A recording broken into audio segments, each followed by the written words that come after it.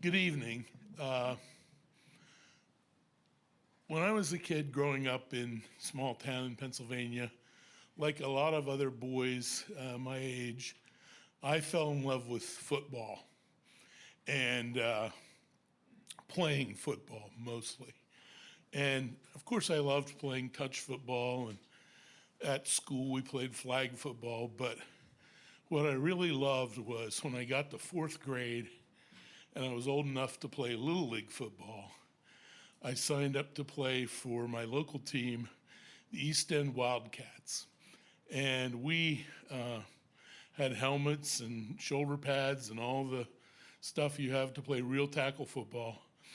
And I played for the East End Wildcats for 3 years, and I loved every minute of it.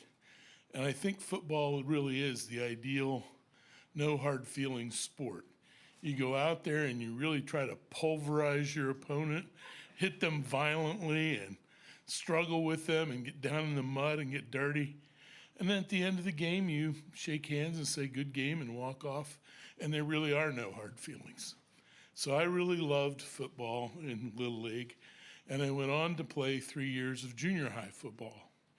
And I fully expected to play high school football after that, but for reasons that would be too much of an incursion on my time limit here, I can't explain. I ended up not playing high school football, so I regretted that.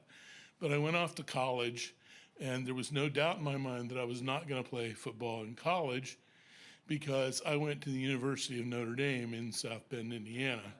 And they didn't really need my services as somebody who hadn't even played high school football.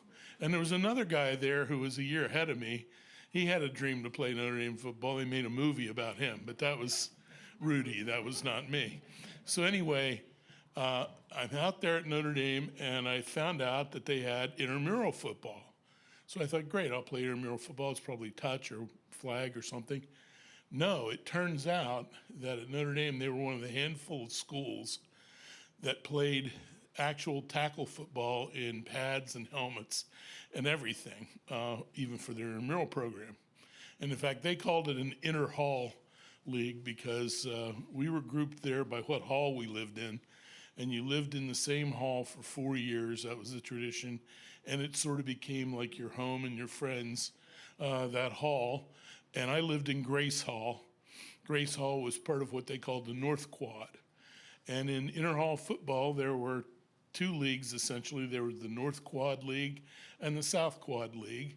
And we played games, or not I didn't go out for the team, but those two leagues played games against each other all year. And at the end of the year, there was a playoff. And the champion of the North Quad would play the champion of the South Quad. But the cool thing was that championship game was played in Notre Dame Stadium. So all of the guys that I knew that run the Grace Hall team, they just couldn't wait to get in the playoffs and possibly get to play in Notre Dame Stadium. But as I said, I didn't even try to go out for that because I hadn't played in high school. And I knew there were a lot of guys on the Grace Hall team that had played very well in high school. One of them was one of my best friends, a guy named Pat Perozzi. He was an Italian kid from North Jersey, and he had played linebacker in high school and was pretty good. So he played on the inter-hall team for Grace all 4 years. And by the end of our junior year, he was elected to be the captain for the senior year. And that came with a responsibility for him to recruit enough players in the dorm to play on the hall team our senior year. And of course, the hardest position to recruit for was always offensive lineman. Nobody really wanted to do that. Everybody wanted to be a running back or a wide receiver or a quarterback, but it was hard for him to recruit linemen. So he knew me that he knew my brother had played center in college, and that I was always bragging about that. And he said to me, hey, you could play center just like your brother. Just come out for the Grace Hall team our senior year, and you can play center. I said, no, I'm not going to do that. And then he kept working on me over the summer. And finally, when I got back in the fall, I thought, you know what? This is my last chance to play football in pads and helmet and everything. I'm going to do it. So one of the cool things was when you signed up for the team. One night in the fall, before we started games or anything, they took us over to the stadium, and the equipment managers over there handed out old Notre Dame practice equipment that was used and discarded by the varsity, and then you got to play in these gold pants, and sometimes they had famous names written inside of them, and gold helmets and everything else. So I was pretty psyched about that. So I got my equipment and we played, and every week we played other teams on the North Quad.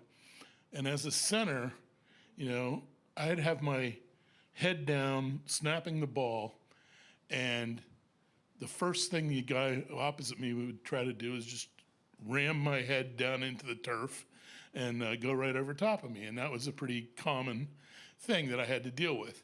So I got used to dealing with it. And the weird thing about inter-hall football was there was a wide variety of skill levels on the other side. Sometimes I played guys who were really good, and you could tell they'd played in high school. Sometimes I played against one guy who had tall, skinny guy, had horn-rimmed glasses, and I recognized him from one of my history classes. So I knew he wasn't going to be a big challenge. But it varied a lot from game to game. So I was trying to be ready for that. And it finally got to the point where Grace Hall, our team, made the finals of the North Quad playoffs. And I'll wrap it up quickly here, but we made the finals, and we were playing against a team called Keenan Hall.